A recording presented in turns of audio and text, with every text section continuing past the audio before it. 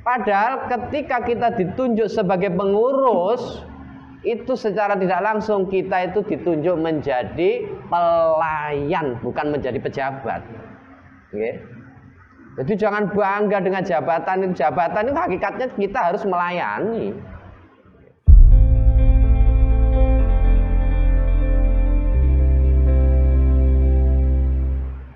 Assalamualaikum warahmatullahi wabarakatuh.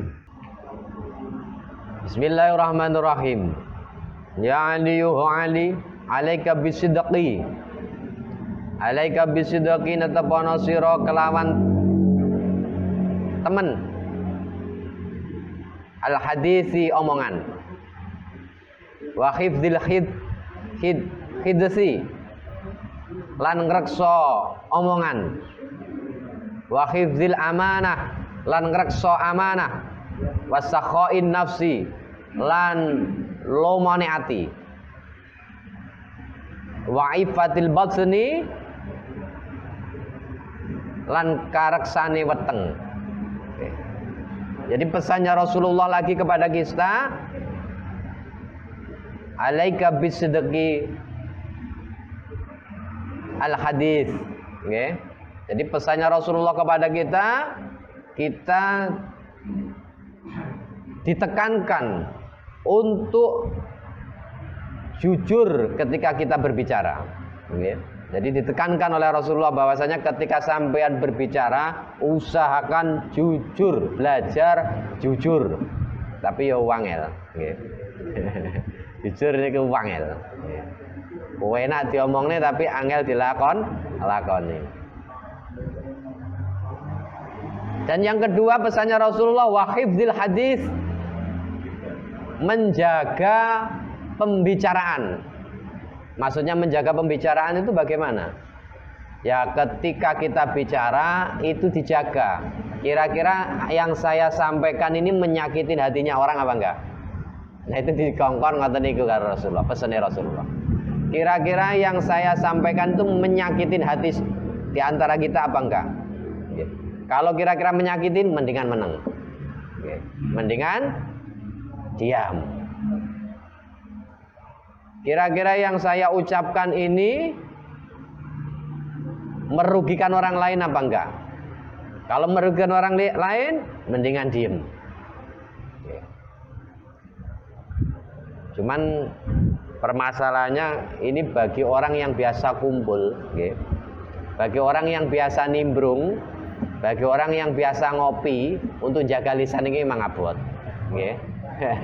Jaga lisan ini abot. Wong lawes kumpul karo kanca-kancane ngopi, rokokan, iku mesti lakban lambene meneng iki mesti gak iso kayae, okay.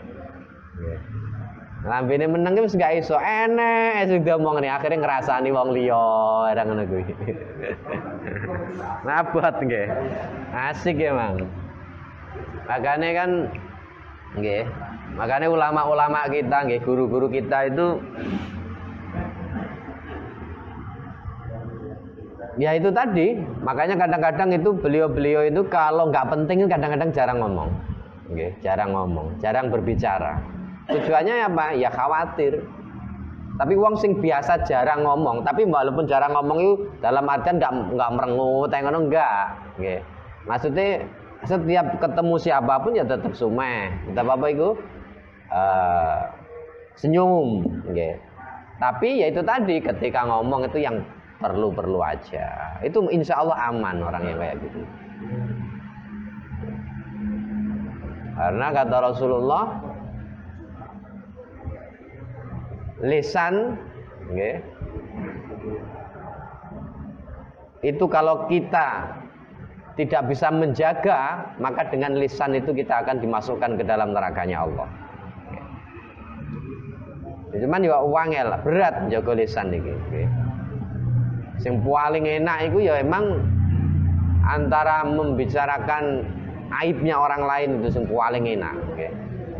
Kalau membicarakan kebaikan orang lain itu biasa, modelnya enggak biasa lah kan gitu. Tapi ketika membicarakan kekurangan orang lain, itu mesti sewedep ngoten rasane. Nggih. Mesti nyambung. Yo emang iku ngene mesti. Mesti sewedep maka lek ngomongne eleke wong iku. Tapi lek ngomongne apike wong iku standar. Nggih, enggak seru. Nggih. Tapi lek kadung ngomong eleke wong iku mesti nyaut iku, saling nyaut iku nggih. Tapi yo wangel emang nggih, menjaga lisan itu susah. Makanya bahkan Rasulullah itu berpesan, jagalah lisanmu. Apalagi jangan sampai sekali-sekali kita itu membicarakan kekurangan, membicarakan aib-aib saudara kita. Karena kata Rasulullah, al-ghibatu asyaddu minaz zina. Ghibah, membicarakan aib orang lain, membicarakan kejelekan orang lain, kata Rasulullah, asyaddu minaz zina, itu lebih besar, lebih dahsyat dosanya daripada berzina. Padahal zina itu dosa gede, tapi sik luwih gede maneh dosane wong ngrasani wong. Kenapa? Akhirnya sahabat itu bertanya kepada Rasulullah, kok iso seperti itu? Mosok ngomong nih wong ngono dosane luwih gede sangka zina? Rasulullah menjawab, iya betul. Karena orang yang berzina, habis itu dia bertaubat kepada Allah, memohon ampun kepada Allah, dan tidak mengulangi perbuatan itu lagi, maka insya Allah akan diampuni dosanya oleh Allah. Tapi bagi orang yang ghibah, bagi orang yang membicarakan aibnya orang lain, walaupun dia jengking-jengking taubatnya kepada Gusti Allah, minta ampun kepada Allah, selagi orang yang dia bicarakan belum memaafkan, tidak akan diampuni dosanya oleh Allah. Okay. Makanya itu tadi kita angel, makanya belajar njogo lisan.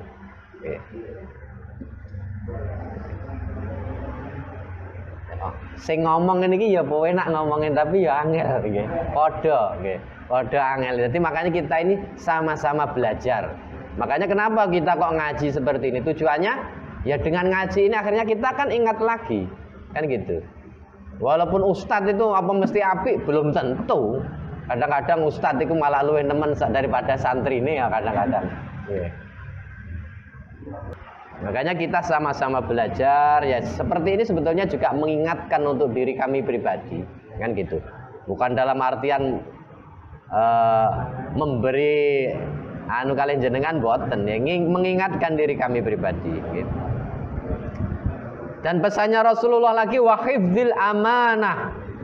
Ya. Kita dianjurkan untuk selalu menjaga amanah.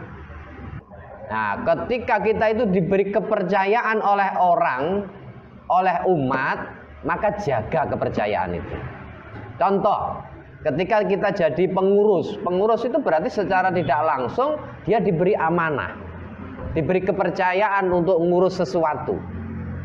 Maka amanah yang telah umat berikan itu ya jangan justru malah tinggi geden-gedenan, aku lo ketua, aku lo bendahara, aku lo sekretaris, kasarannya ngomong gitu. Padahal ketika kita ditunjuk sebagai pengurus, itu secara tidak langsung kita itu ditunjuk menjadi pelayan, bukan menjadi pejabat. Okay. Jadi jangan bangga dengan jabatan itu. Jabatan itu hakikatnya kita harus melayani. Makanya kok saya bangga seneng jadi pengurus itu ya repot itu ya. Berarti dia punya apa tujuan kan gitu, punya tujuan. Padahal pengurus itu berat, tanggung jawabnya pemane ngurusi mas agama, tanggung jawabnya dunia akhirat. Ya. Nah, buat pengurus langgar, pengurus masjid, pengurus organisasi, terutama yang masalah agama loh nggih. Itu bahaya itu. Memang kita harus tahu. Makanya sama seperti jadi amil gitu. Amil zakat. Sama. Jangan mentang-mentang kita jadi amil itu wah aku dapat jatah aku. Bukan masalah jatahnya. Kalau sampean itu tidak bisa menjalankan amanah yang umat berikan, sampean nanti yang tanggung jawab dunia akhirat. Ketika kita menasarupkan salah, itu juga resiko. Makanya seenak dadi wong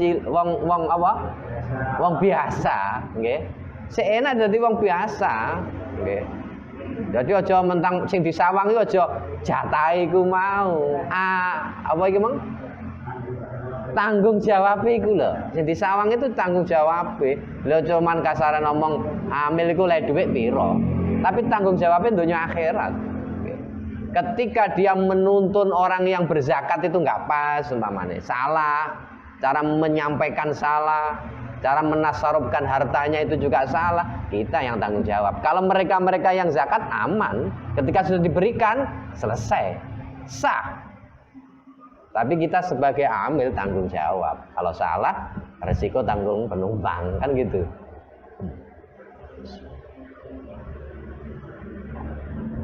Ya itu tadi, makanya Rasulullah berpesan ketika engkau dikasih amanah harus ketika engkau dikasih tanggung jawab harus amanah.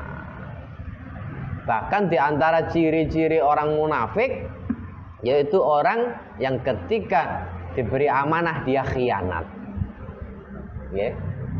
Ketika diberi amanah dia khianat. Ya contohnya seperti itu. Ketika dia jadi pengurus enggak sesuai yang itu tadi, justru malah menyelewengkan umpamanya, bahaya itu, munafik itu. Ya. Bahkan orang munafik itu siksaannya lebih pedih daripada orang kafir. Ya. Kalau orang kafir jelas manggone ning neraka, karena ketidakpahamannya dia tentang hukum agama, ya kan? Jelas dia ning neraka. Tapi wong munafik itu dia ngerti agama, tapi itu tadi enggak menjalankan pemahaman yang telah disampaikan oleh guru-gurunya. Makanya orang munafik itu umpamanya cara wong kafir iku tingkat 6, wong munafik tingkat 7 malah nerokone maksudnya. Jadi lebih seru malahan karena dia paham tentang itu tapi masih dilakukan. Abote wong kan ngoten niku. Ya Allah, astagfirullah. Usahakan kita selalu menjaga amanah, selalu menjadi orang yang amanah ketika diberi tanggung jawab.